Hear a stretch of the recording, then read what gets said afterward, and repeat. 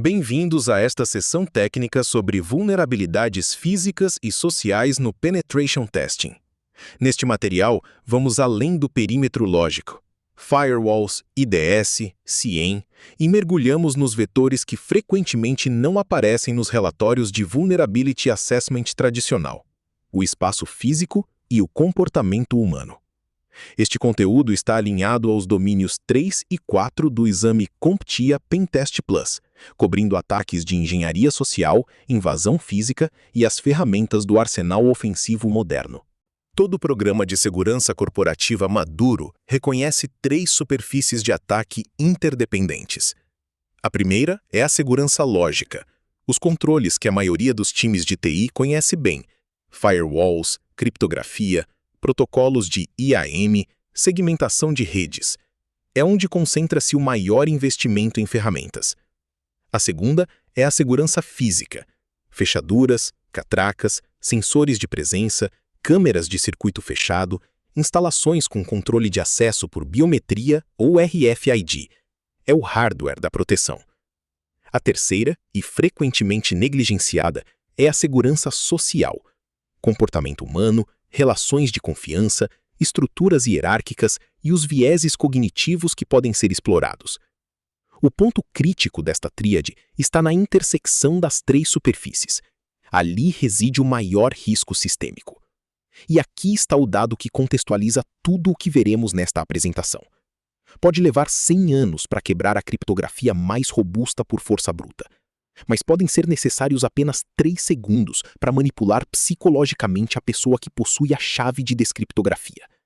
Isso é o fator humano, e é o vetor primário de comprometimento em ambientes altamente protegidos logicamente. Para executar com sucesso qualquer campanha de engenharia social, o pentester precisa entender os gatilhos psicológicos que degradam o pensamento crítico da vítima e induzem a conformidade. O primeiro gatilho é a confiança, o alicerce de qualquer ataque de social engineering.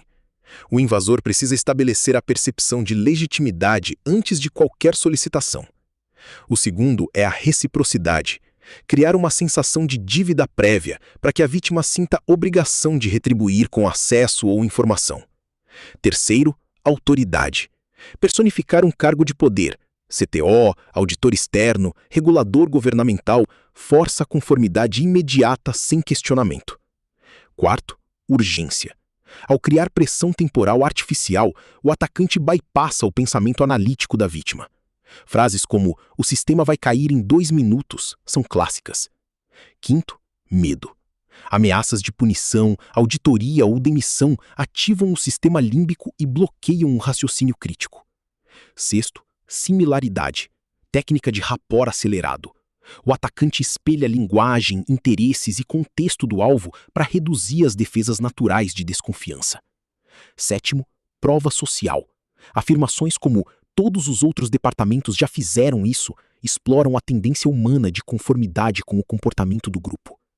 Oitavo, escassez, ofertas com prazo. Última janela de manutenção disponível, induz ação precipitada. E nono, a natureza prestativa, o mais subestimado. O desejo humano básico de ajudar é frequentemente o vetor mais eficaz, especialmente contra funcionários bem treinados em cultura de serviço. A síntese tática é que nenhum desses gatilhos opera isoladamente. Ataques sofisticados combinam múltiplos triggers em sequência, construindo uma narrativa coerente que o alvo racionalmente não consegue rejeitar. Vamos mapear a taxonomia completa dos vetores de engenharia social, organizados em 3 categorias operacionais. Categoria 1, baseado em comunicação, remoto.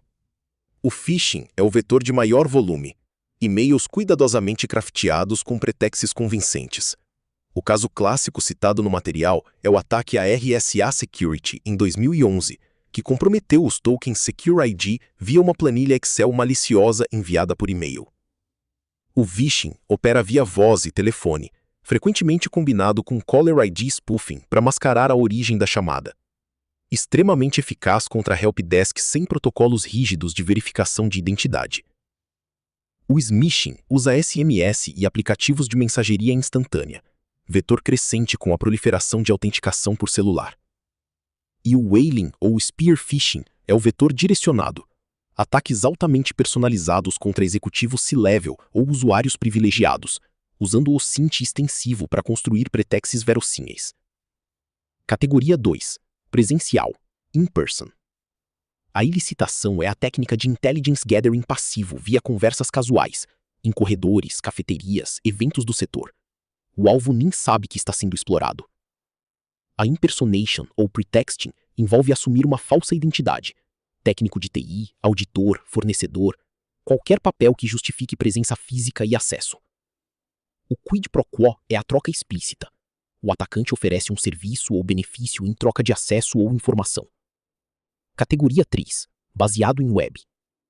O watering hole compromete um site legítimo frequentemente visitado pelo alvo. Em vez de atacar o alvo diretamente, o atacante contamina o ambiente digital que a vítima frequenta. E o Credential Harvesting clona portais de autenticação pixel a pixel para capturar credenciais em massa.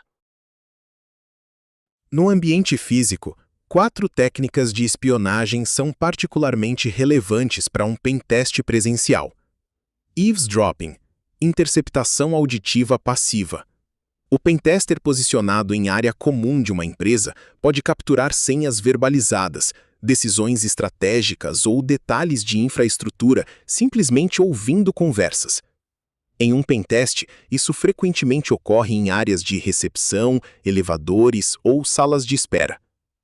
Shoulder surfing, captura visual de credenciais sendo digitadas.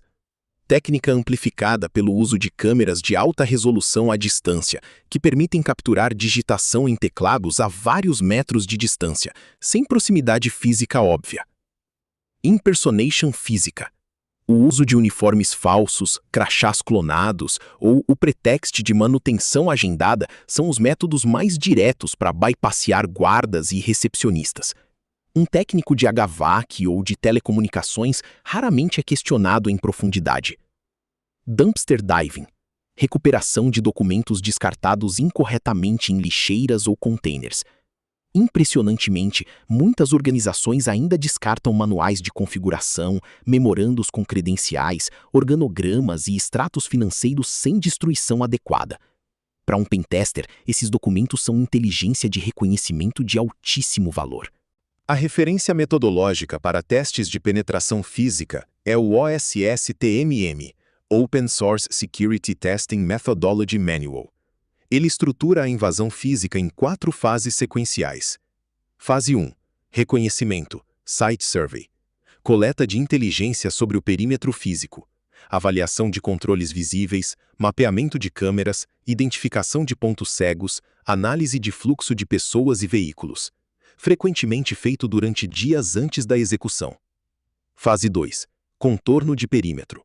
Análise e superação de barreiras físicas externas, cercas, portões, cabos antiveículos, posicionamento de guardas e rotinas de ronda. O objetivo é identificar o ponto de menor resistência no perímetro externo. Fase 3. Bypass de controles de entrada, Entry Control. Superação dos mecanismos de controle de acesso internos, fechaduras mecânicas, sistemas RFID, leitores biométricos, sensores de movimento. Cada tecnologia tem vetores de bypass específicos, que veremos no próximo slide. Fase 4. Acesso e execução. Uma vez dentro, o pentester pode documentar acesso à infraestrutura de rede, instalar keyloggers físicos em estações de trabalho, ou executar a exfiltração de dados de servidores. É a fase de prova de conceito, que gera os findings mais impactantes do relatório. Cada mecanismo de controle de acesso físico tem vetores de bypass técnicos bem documentados. Lockpicking.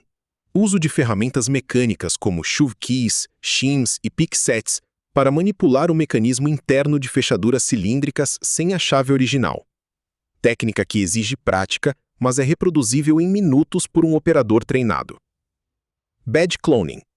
Cópia silenciosa de tokens RFID ou cartões magnéticos de usuários legítimos, usando leitores RFID ocultos. Um leitor de longo alcance pode capturar um token de acesso em áreas públicas, elevadores, refeitórios, estacionamentos, sem que o portador perceba. Sistemas RFID de baixa frequência, especialmente os de 125 kHz, são particularmente vulneráveis a essa técnica. Tailgating ou piggybacking. A técnica mais simples. Seguir um funcionário autorizado por uma porta recém-aberta, explorando o comportamento social de não fechar a porta na face de outra pessoa. A mitigação mais eficaz é o Security Vestibule, ou Man-Trap, uma antecâmara que exige autenticação independente para cada indivíduo, fisicamente impedindo que mais de uma pessoa atravesse por autenticação única. Sensores REX, Request to Exit. Esses sensores infravermelhos ou de pressão ativam a abertura da porta por dentro para a saída. O vetor de ataque é inserir arames, latas de ar comprimido ou fitas por baixo das portas para acionar o sensor remotamente, abrindo a porta de fora para dentro. O ataque de USB Drop é o exemplo perfeito do que chamamos de vetor híbrido. Ele atravessa simultaneamente o domínio físico e o domínio lógico, tornando-o especialmente perigoso. Vamos percorrer o ciclo completo em 4 etapas. Etapa 1. A isca social, baiting. O atacante cria pendrives com labels estratégicas e altamente tentadoras. Exemplos clássicos: planilha de salários 2024, fotos da confraternização, relatório confidencial, diretoria. Esses labels exploram 2 gatilhos, a curiosidade e a natureza prestativa. Alguém pode até achar o pendrive e querer devolver ao dono. Etapa 2. Distribuição física. A mídia infectada é abandonada em locais de alto tráfego dentro ou próximo da alvo. Estacionamentos, refeitórios, banheiros, salas de espera. Estudos empíricos mostram que a taxa de inserção de pendrives encontrados em ambientes corporativos pode chegar a 45% a 60%. Etapa 3. Inserção interna. A vítima, contornando completamente todas as defesas de firewall perimetral, conecta fisicamente o dispositivo em uma estação de trabalho dentro da rede confiável. Neste momento, o payload está dentro do perímetro lógico. Etapa 4. Comprometimento lógico. O payload malicioso executa automaticamente, via autorun, exploits de parser de sistema de arquivos ou arquivos LNK modificados, e estabelece uma conexão de reverse shell, fazendo o phone home para o servidor do atacante. A conexão parte de dentro para fora, bypassando regras de firewall que bloqueiam conexões de entrada. O paradoxo é este: o ativo mais protegido logicamente foi comprometido pelo mais simples dos vetores físicos. No espectro web da engenharia social, 2 vetores merecem análise detalhada: o watering hole, o predador e a fonte. A lógica é predatória e passiva. Em vez de ir atrás do alvo, o atacante contamina o ambiente que o alvo frequenta. O mecanismo: o atacante identifica um site legítimo e frequentemente visitado pelos funcionários da organização-alvo. Fóruns do setor, associações profissionais, portais de notícias especializados. Esse site é comprometido com injeção de código malicioso ou redirecionamentos invisíveis. O impacto é crítico porque é passivo e silencioso. O alvo se compromete apenas realizando sua rotina normal de navegação.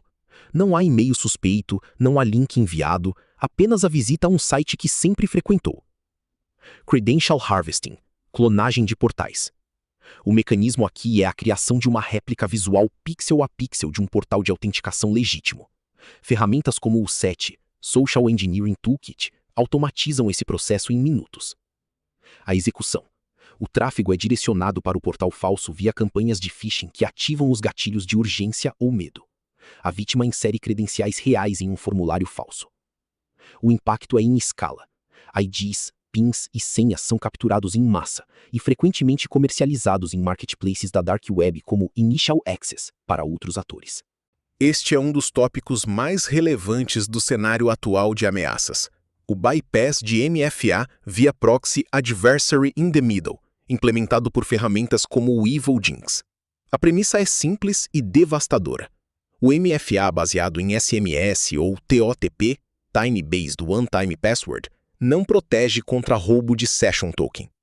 Vamos dissecar o fluxo técnico. O usuário acessa uma URL de phishing visualmente idêntica ao site real. Essa URL aponta para o proxy EvilJinx, posicionado entre a vítima e o servidor legítimo. O EvilJinx encaminha a solicitação de login ao servidor real em tempo real. A vítima está efetivamente autenticando no servidor legítimo, sem saber que há um proxy interceptando. O servidor exige o token MFA. O EvilJinx repassa esse desafio para a vítima. A vítima aprova o MFA legítimo no seu aplicativo autenticador sem perceber o proxy. Aqui está o momento crítico. O servidor emite o cookie de sessão autenticado, e o Evil Jinx o intercepta e armazena antes de repassá-lo à vítima. O impacto crítico. O atacante agora possui o Session Token válido. Ele pode reutilizá-lo para acessar a conta sem necessidade de senha ou novo desafio MFA. O token representa uma sessão autenticada ativa. A mitigação definitiva contra esse vetor é a desativação de MFA baseado em SMS e TOTP, em favor de chaves de segurança de hardware baseadas em FIDO2 WebAuthn, como o YubiKeys, que vinculam a autenticação ao domínio legítimo, tornando o token fisicamente não exportável. Antes de qualquer ataque de engenharia social eficaz, há um processo rigoroso de reconhecimento passivo via OSINT, Open Source Intelligence. 3 ferramentas compõem o arsenal padrão do pentester moderno. ReconNG, um framework modular de linha de comando, arquiteturalmente similar ao Metasploit. Ele automatiza a coleta passiva massiva em fontes abertas, RUIs, bancos de dados de breaches, redes sociais, registros DNS, serviços de certificados. Cada módulo é especializado em uma fonte de dados diferente, e o resultado é consolidado em um banco de dados local para análise. Maltego, o motor gráfico de análise de relações. Onde o ReconNG coleta dados brutos, o Maltego os visualiza como grafos de relacionamento, conectando infraestrutura de rede, domínios, endereços IP, contas em redes sociais e vínculos hierárquicos entre pessoas. Em um pentest orientado a humanos, esse grafo revela quem são os alvos com maior acesso privilegiado e quais são suas relações de confiança. The Harvester, ferramenta de scraping direcionada.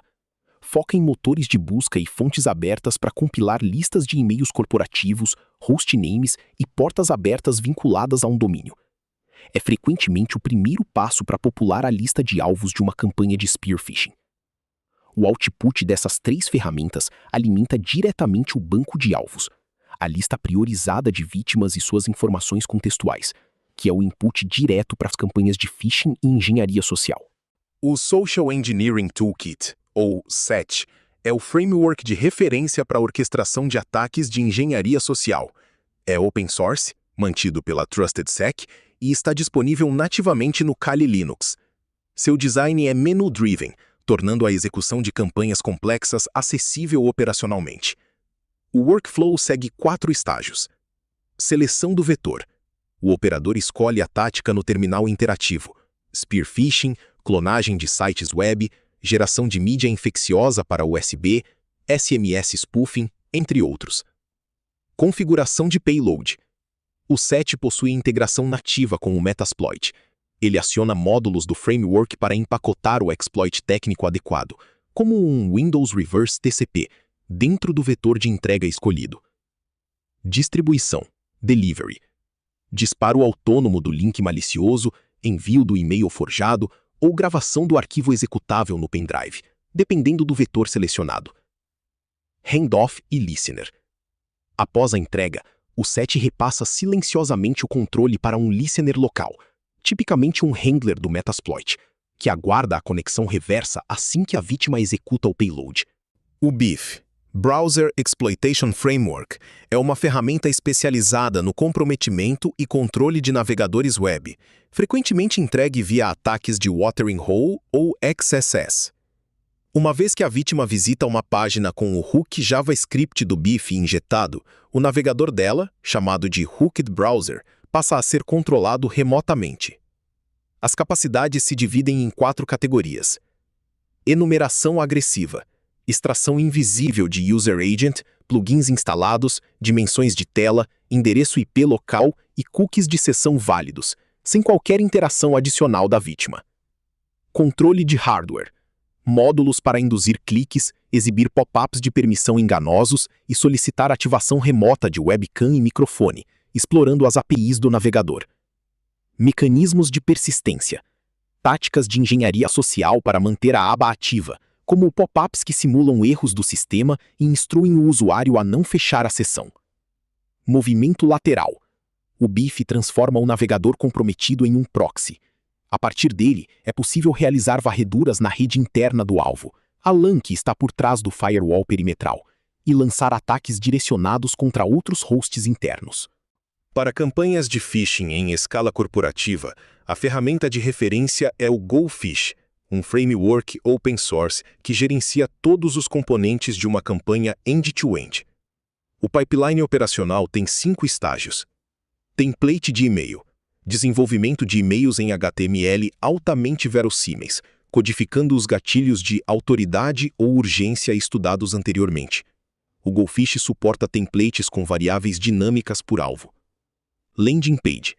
Importação e espelhamento pixel a pixel do portal de autenticação legítimo da empresa-alvo, diretamente no framework. Importação de alvos. Carregamento em massa da lista de perfis e e-mails coletados via OSINT com The Harvester e Maltego. Perfil de envio. Configuração do servidor SMTP fraudulento com técnicas de spoofing para bypass de filtros anti-spam, incluindo ajuste de registros SPF, DKIM e DMARC no domínio lookalike. Analytics e captura. O GoPhish oferece um dashboard de telemetria em tempo real com 4 métricas fundamentais: e-mail entregue, e-mail aberto, link clicado e credenciais submetidas. Esse funil de conversão é o que o pentester apresenta no relatório para quantificar a suscetibilidade da organização. Encerramos com a perspectiva defensiva. E aqui está a mensagem central. Cada vetor que estudamos tem uma mitigação sistêmica correspondente. Segurança eficaz é a combinação de controles técnicos, físicos e comportamentais. Superfície física. Tailgating, piggybacking.